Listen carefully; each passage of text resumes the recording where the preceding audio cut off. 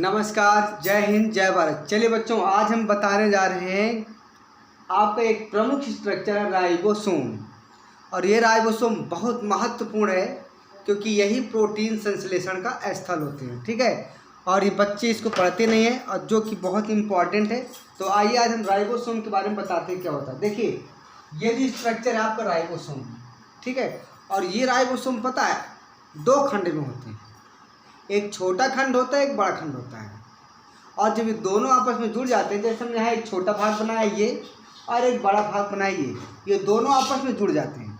अब जब बनेगा तो डाइमर कहलाते हैं। ठीक है, तो पहले हम जानते हैं कि खोज किसने किया, कहाँ होते हैं, किस रंग के होते हैं, उसके बाद फिर इसकी संरचना बताते हैं। तो चलिए देखिए, जो राइबोसोम है यह कोशिका का एक प्रमुख आपका अवयव है, घटक है। इसको हम यूनिवर्सल कंपोनेंट ऑफ सेल कहते हैं। पहली बात इसको कहते हैं, पहला बात इसको हम यूनिवर्सल कंपोनेंट ऑफ सेल कहते हैं। यूनिवर्सल कंपोनेंट ऑफ सेल कहते हैं। पहली बात, ये जो आपका राइबोसोम है यह यूनिवर्सल कंपोनेंट ऑफ सेल होता है, यानी जितनी भी कोशिकाएं होती हैं उसमें यह राइबोसोम अवश्य होता है। नंबर 2, दूसरा इसमें पॉइंट क्या आता है कि जो इनकी खोज किया था ना, खोज इनकी किया था वैज्ञानिक पायलट ने। क्या किया था? खोज किया था वैज्ञानिक पायलट ने। तो यहाँ पर एक ये आपको बात आई खोज, तो खोज को ध्यान रखिएगा, वैज्ञानिक पायलट ने किया था। कब किया था? 1955 में। 1955 में वैज्ञानिक पायलट किसने किया था? पायलट ने किया था। पायलट ने किया था। ये आपकी रही किसके बारे में? इसकी खोज के बारे में। अरे बहुत से अपवाद भी, कहीं कहीं कुछ लोग कहते हैं कि इसकी खोज क्लाउड और माइक्रोसोम प्रभात ने किया है। किसने किया था? क्लाउड ने किया था। कुछ लोग कहते हैं कि क्लाउड ने भी किया था इसकी खोज, क्लाउड नामक वैज्ञानिक थे, उन्होंने खोज किया था 1943 में। यानी 1943 में, कहीं कहीं लिखा है 1943, ये 1943 में किस वैज्ञानिक ने खोज किया? वैज्ञानिक क्लाउड ने कहीं कहीं लिखा है। पर आप ध्यान रखिएगा, बिल्कुल परेशान मत होइएगा, ये जो आपके एनसीईआरटी क्वेश्चन है मैं एनसीईआरटी के थ्रू पढ़ा रहा हूँ, इसको ध्यान रखिएगा। जो आपकी वैज्ञानिक पायलट हैं उन्होंने ही खोज किया था, 1955 में खोज किया था। वैज्ञानिक पायलट ने ही 1955 में जो इसकी राइबोसोम है इसका खोज किया था। तो इस बात को आप ध्यान रखिएगा, गलत मत करिएगा, ये आपको पायलट ही सही जवाब होगा। ठीक है, और ये क्या है पता है उन्होंने क्या? अच्छा, क्लाउड ने इनको क्या कहा था? क्लाउड ने इनको कहा था माइक्रोसोम प्रभाज कहा था। इन्होंने इसको क्या कहा था? इन्होंने कहा था, क्या कहा था? माइक्रोसोम प्रभाज कहा था। ये पूछ सकता है प्रश्न में कि वैज्ञानिक जो क्लाउड थे उन्होंने राइबोसोम को क्या कहा था? तो उन्होंने कहा था माइक्रोसोम प्रभाज कहा था। किसने कहा था? क्लाउड ने। फिर इसके बाद क्या था? इसमें आरएनए होता है। इन राइबोसोम में क्या होता है? इनमें आरएनए की उपस्थिति है। आरएनए की उपस्थिति के कारण इनको राइबोसोम कहा गया। राइबोसोम, आरएनए के कारण इनको राइबोसोम कहा गया। क्या कहा गया? राइबोसोम। आरएनए, चूंकि राइबोसोम में देखा गया कि आरएनए उपस्थित है इसलिए इनको राइबोसोम कहा गया। ये काले रंग के होते हैं, ध्यान रखिएगा। किस रंग के होते हैं? ये काले रंग के होते हैं। और इनका कलर कैसा? काला रंग होता है। क्या होता है? इनका काला रंग, इनका कलर होता है। जब ये आपस में समूह बनाते हैं, क्या कि जब ये सब आपस में मिल करके समूह बनाते हैं तो इनको पॉलीसोम कहते हैं। जैसे मान लीजिए एक राइबोसोम यहाँ, एक राइबोसोम यहाँ, एक राइबोसोम यहाँ, ये सब आपस में ग्रुप बना लेते हैं। तो इस ग्रुप को क्या कहते हैं? इस ग्रुप को कहते हैं पॉलीसोम। यानी राइबोसोम के समूह को, राइबोसोम के समूह को पॉलीसोम कहते हैं। POLY, पॉलीसोम कहा जाता है। ये कहा जाता है। ये 3 पॉइंट आप 1 2 3 4 पॉइंट आपके इंपॉर्टेंट हो चुके हैं। अब ये अभी देखिए जो आपके पॉलीसोम है इसको कभी कभी हम लोग पॉलीराइबोसोम भी कहते हैं। यहाँ लिख सकते हैं, चाहे पॉलीसोम आए चाहे पॉलीराइबोसोम आए। पॉलीसोम को पॉलीसोम को क्या कह सकते हैं? पॉलीराइबोसोम, पॉलीराइबोसोम भी कहा जाता है। और ये पॉलीराइबोसोम प्रोटीन संश्लेषण में भाग लेते हैं। जो ये आपके पॉलीराइबोसोम है ये क्या करते हैं? प्रोटीन संश्लेषण में भाग लेते हैं। यहाँ पर इंपॉर्टेंट चीज आया तो यहाँ नोट करिएगा, जो पॉलीराइबोसोम है, पॉलीराइबोसोम है ये आपके क्या करते हैं? प्रोटीन संश्लेषण में भाग लेते हैं। प्रोटीन संश्लेषण में ये भाग लेते हैं। ध्यान रखिएगा भैया, गलत सलत मत पढ़िएगा, जो लिखाया गया उसको समझिए आप, कि प्योर एनसीईआरटी की बुक्स लिखाते हैं। ध्यान रखिएगा, ये आपका दूसरा इंपॉर्टेंट पॉइंट निकल आया कि क्या होते हैं पॉलीराइबोसोम? प्रोटीन संश्लेषण में भाग लेते हैं। ठीक है, और जो आपका संरचना आपको देखा गया, इनकी संरचना थोड़ा देख लीजिए, संरचना कैसी भैया? तो संरचना में क्या नीचे तक दिखाई दे रहा है?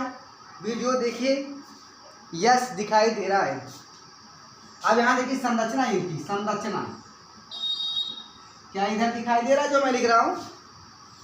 हाँ ठीक है, दिखाई दे रहा है। अब संरचना में क्या होते हैं? ये काले रंग के दिखाई देते हैं, तो क्या लिखेंगे? काले रंग के होते हैं, काले रंग के दिखते हैं। किस रंग के दिखते हैं? काले रंग के दिखते हैं। नंबर 1, किस रंग के दिखते हैं? काले रंग के दिखते हैं। और इसमें आरएनए और प्रोटीन कुंडलित होकर जुड़े रहते हैं। जो आरएनए है और प्रोटीन, आरएनए और प्रोटीन कुंडलित होकर के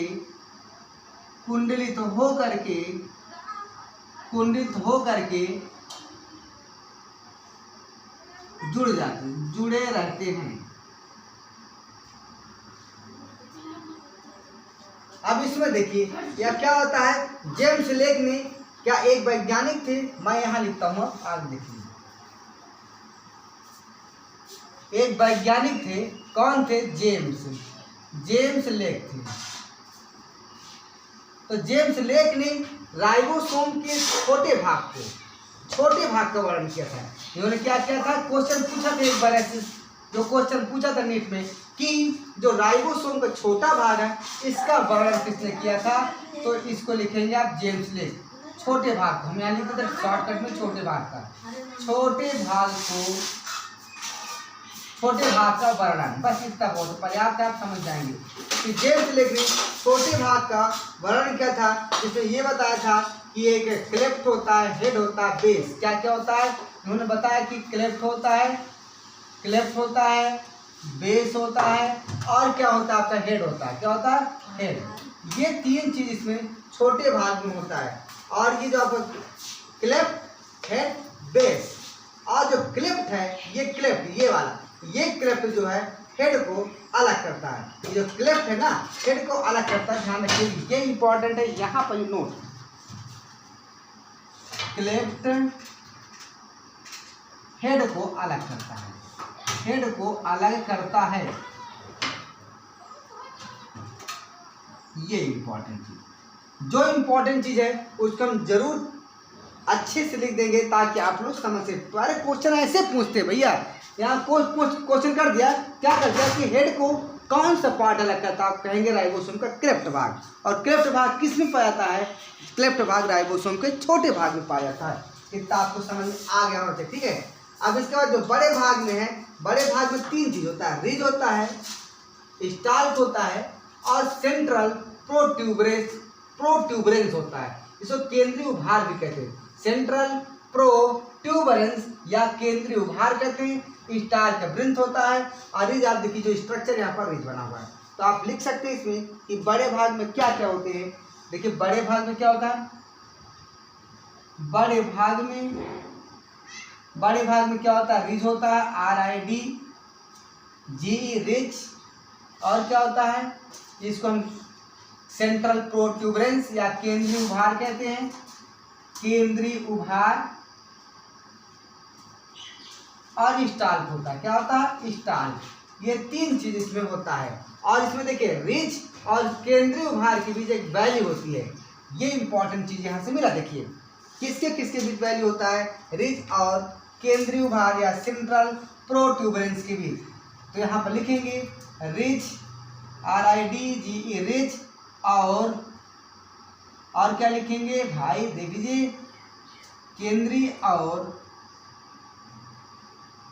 सेंट्रल प्रोट्यूबरेंस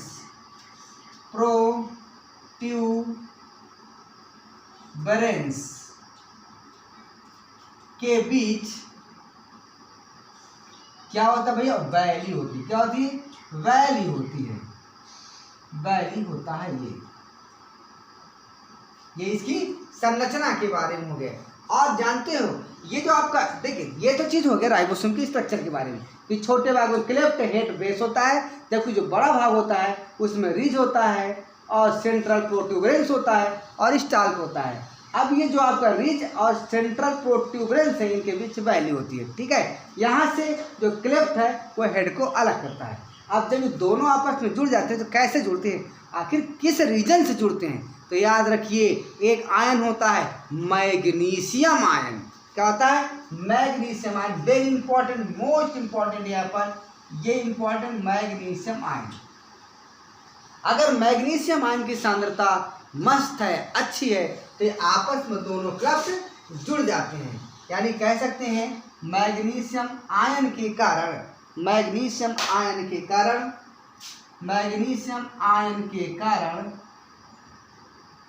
आयन की सांद्रता अधिक होने पर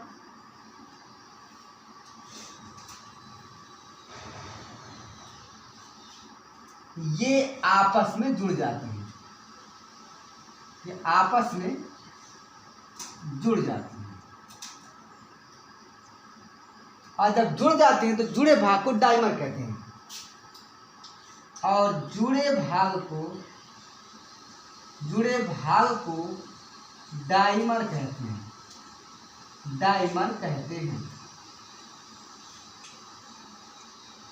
हर पॉइंट को आप याद करिए, हर पॉइंट को यहाँ इतने ऑब्जेक्टिव बनेंगे कि आप कहेंगे हाँ वाकई में यहाँ पर ये क्वेश्चन जानदार है। अब देखिए जब प्रोटीन संश्लेषण का समय होता है तभी ये आपस में पॉलीराइबोसोम जुड़ जाते हैं। तो यहाँ एक बात याद रखिएगा, क्या मैं यहाँ लिख सकता हूँ, क्या दिखाई दे रहा है नीचे, यस, प्रोटीन संश्लेषण के समय, यहाँ पर एक फिर बात आई, किस समय जुड़ेंगे, प्रोटीन संश्लेषण के समय पॉलीराइबोसोम आपस में जुड़ करके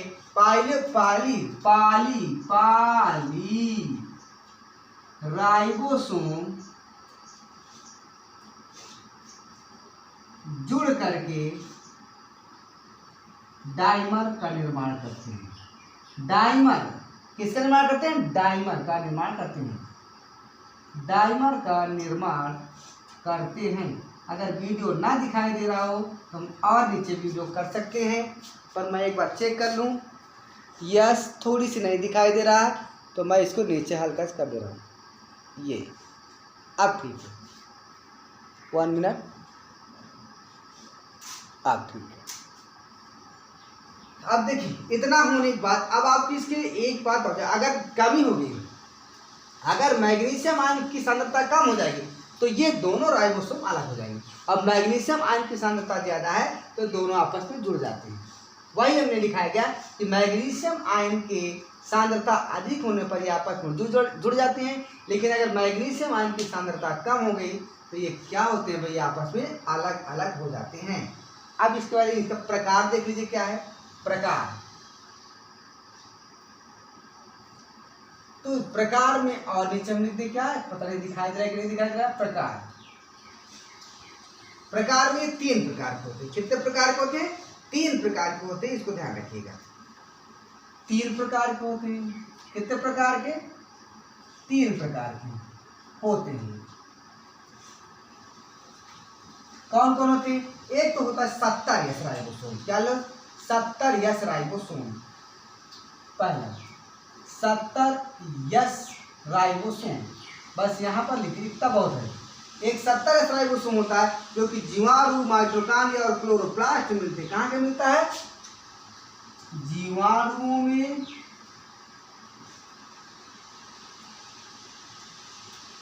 माइटोकॉन्ड्रिया में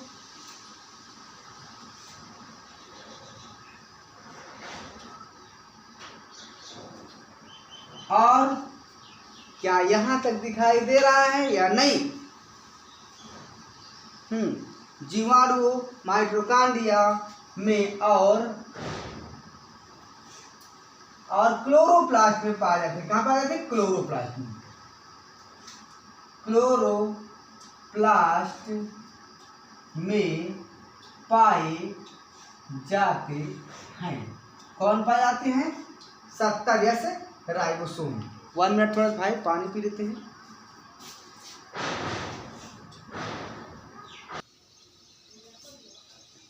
हाँ चलिए आगे भाई, बहुत बातें करनी है ना। चलिए आइए देखते क्या है। तो यहाँ से आपको ये बताया जा रहा था क्या जीवाणु में 70 प्रकार का राइबोसोम जीवाणु को माइटोकॉन्ड्रिया में और क्लोरोप्लास्ट में पाए जाते हैं। ठीक है, और इनका जो अवसादन गुणांक होता है, माई पेन इज वेयर, मेरा पेन कहाँ है? यस। हाँ, और जो इनका अवसादन गुणांक होता है, अवसादन गुणांक, तो अवसादन गुणांक होता है, अवसादन गुणांक, जो अवसादन गुणांक होता है वो होता है भैया आपका 70 होता है। अब 70 का मतलब क्या होता है कि जीवाणु और माइटोकॉन्ड्रिया में और क्लोरोप्लास्ट में 70 राइबोसोम तो मिलता है। जहाँ यस क्या है? यस का मतलब होता है भैया, यस का मतलब होता है सेवेंटबर्ग। क्या होता है? सेवेंटबर्ग। मतलब यस का मतलब होता है एस बराबर SVEDBERG। ये एक वैज्ञानिक थे जिन्होंने यस का मतलब बताया, उन्होंने खोज किया था, इसलिए यस कहा जाता है 70। यस का मतलब यस स्वेड बरी या बर्ग कर लीजिए, बर्ग, ये बर्ग। ठीक है, स्वेड बर्ग, जो भी आप प्रोनाउंस, जो भी आप निकाल लें आवाज वही सही है, लेकिन स्पेलिंग देखिए SVEDBERG, SVEDBERG यानी स्वेड बर्ग। ठीक है, अब यहाँ 70 का मतलब क्या है ये आप जानिए, ये इंपॉर्टेंट है। 70 का मतलब होता है कि राइबोसोम इसमें ऐसे जुड़ा रहता है। देखिए एक छोटा वाला, जैसे 70 नहीं, 70 को हमने 2 भागों में तोड़ा। ठीक है, एक भाग हो गया आपका ये छोटा वाला, मान लीजिए कितना है आपका 30 और दूसरा 30 और एक हो जाएगा आपका 50। तो इसको हम ऐसे लिख देंगे, आप कह देंगे भैया क्या लिख रहे हैं सर जी? 30 और 50। मतलब जो राइबोसोम जुड़े हैं कैसे जुड़े हैं? ऐसे। यहाँ पर आपके पास ये एक छोटा भाग है, ये मान राइबोसोम को छोटा भाग है ये, और एक बड़ा भाग क्या है आपके पास? बड़ा भाग आपके पास ये वाला है, ये। ठीक है, तो ये बड़ा वाला है, तो ये वाला जो भाग है ये, इसको हम कहेंगे 30 कहेंगे, और ये वाला होता है आपका ये वाला, इसको 50 लिखेंगे। लेकिन ये आपस में जुड़े रहते हैं मैसेंजर आरएनए के द्वारा। तो मैसेंजर आरएनए कुछ ऐसे होता है, इसको mRNA। क्या ये वीडियो क्लियर दिखाई दे रहा है या नहीं? यस, मैसेंजर आरएनए दिखाई दे रहा है। ठीक है, इसको मैं और इधर लिख देता हूँ। ये जो वाला है ना, ये यहाँ पे क्या है? Messenger RNA. इसी प्रकार आपका जो दूसरा प्रकार का राइबोसोम होता है वो होता है आपका राइबोसोम, क्या होता है? वो होता है आपका राइबोसोम 80S। क्या होता है? 80S। तो यहाँ देखिए ये 80S। अब ये कहाँ पाया जाता है? 80S कहाँ पाया जाता है? तो ध्यान रखिएगा, जो 80S राइबोसोम है, इसको 805 मत बोल लीजिएगा। क्या मैं अलग रंग से लिख दूँ? इसको अलग रंग से लिख देते हैं 80S। ये नहीं लिख रहा है, पेन भी धोखा दे रहे हैं। 1 मिनट, 80 ये हो गया और यस को मैं रेड से लिखे दे रहा हूँ, यस। इस प्रकार के कहाँ पाए जाते हैं? तो याद रखिएगा, जो आपके 80S राइबोसोम है भैया, वो आपके सभी यूकैरियोटिक कहाँ पाते हैं? सभी यूकैरियोटिक कोशिकाओं में, सभी यूकैरियोटिक कोशिकाओं में मिलता है भैया। सभी कैरियोटिक सेल में मिलते हैं, सभी मिलते हैं। और इनका जो अवसादन गुणांक होता है, वो 80S होता है। कितना होता है? 80S। अवसादन गुणांक, अवसादन गुणांक मोस्ट इंपॉर्टेंट है, ये होता 80s होता है। ठीक है, अब 80s का मतलब क्या है? 80s का मतलब क्या है भाई? 60 और 40। अब यहाँ 60 40 100 होता है, इसको अलग की चीज़ है, इसको 100 नहीं समझेंगे। क्या होता है? 80 का 40 और 60 होता है। क्या होता है? 60 और 40। यानी इसका मतलब है कि यहाँ पर दो आपके, एक छोटा वाला ये आपका 40 वाला है, 40s, और जो बड़ा वाला है वो आपका कितना भैया? 60 वाला है, 60s। और ये दोनों आपस में जुड़े होते हैं मैसेंजर आरएनए से जुड़े होते हैं। किससे जुड़े होते हैं? मैसेंजर आरएनए से जुड़े होते हैं। तो ये रहा भैया आपके राइबोसोम के बारे में। और एक बात ध्यान कर लीजिएगा कि जिसका संगठन होता है, संगठन में क्या होता है? संगठन में भैया 60% प्रोटीन होता है, 60% प्रोटीन होता है और 40% आरएनए होता है। तो मैं कहाँ पर लिख दूँ? कहीं जगह है, कहीं दिखाई दे रहा है? मैं थोड़ा देख लूँ जगह कहाँ पर बच रहा है वीडियो में। जगह तो कहीं नहीं बच रहा है, फिर भी मैं यहाँ लिख दे रहा हूँ, इतने मैं यहाँ पर लिख दे रहा हूँ। संगठन, संगठन है लिखने जा रहा हूँ। तो संगठन में ध्यान रखिएगा, इनका संगठन है, संगठन, संगठन में 60% प्रोटीन होता है। क्या होता है? 60% प्रोटीन और 40% क्या होता है? आरएनए। ये इसका संगठन है। 40% आपका क्या होता है? क्या होता है 40% भैया बताओ? आरएनए। और 60% प्रोटीन। और पता है इसमें कौन कौन से आयन होता है? Calcium, magnesium. क्या होता है? कैल्शियम होता है, मैग्नीशियम होता है और मैग्नीज। क्या क्या होते हैं? कैल्शियम होता है, मैग्नीज होता है और मैग्नीशियम, ये आयन इसमें उपस्थित होते हैं। ठीक है, और इनकी उत्पत्ति, ये महत्वपूर्ण इंपॉर्टेंट चीज़ है कि जो आपकी उत्पत्ति है राइबोसोम की, राइबोसोम की उत्पत्ति कहाँ से होती है? तो राइबोसोम की उत्पत्ति केंद्रिका से होता है। कहाँ से होता है? इनकी उत्पत्ति कहाँ से होती है? तो मैं यहाँ लिख देता हूँ, उत्पत्ति कहाँ से होती है? केंद्रिका से। तो यहाँ से मैं अलग से लिख दे रहा हूँ, उत्पत्ति कहाँ से होती है? उत्पत्ति, मैं यहाँ उत्पत्ति ना लिख करके कुछ दूसरी जगह लिखता हूँ, यहाँ से लिख देता हूँ, यहाँ जगह है तो लिख देते हैं। उत्पत्ति कहाँ से होती है? उत्पत्ति, तो उत्पत्ति ध्यान रखिएगा होती है आपकी केंद्रिका से। कहाँ से? केंद्रिका से होता है। बस ये रहा राइबोसोम के बारे में आपकी कुछ जानकारियाँ। और सारा हमने कोशिश किया है कि जो भी परीक्षाओं में, चाहे वो बिहार का परीक्षा हो टीचिंग वाली, चाहे एसएससी हो, चाहे जिसमें से जो भी आएंगे, इससे ज़्यादा कभी भी नहीं पूछा जाएगा। आप कॉन्फिडेंस के साथ वीडियो देखिए, आप परेशान मत होइएगा। हम भले कुछ ना बन सके, लेकिन आप लोगों को बना कर दिखाएंगे, ये हमारा वादा रहा। ठीक है, जय हिंद, जय भारत। वीडियो अच्छा लगे तो लाइक करिएगा।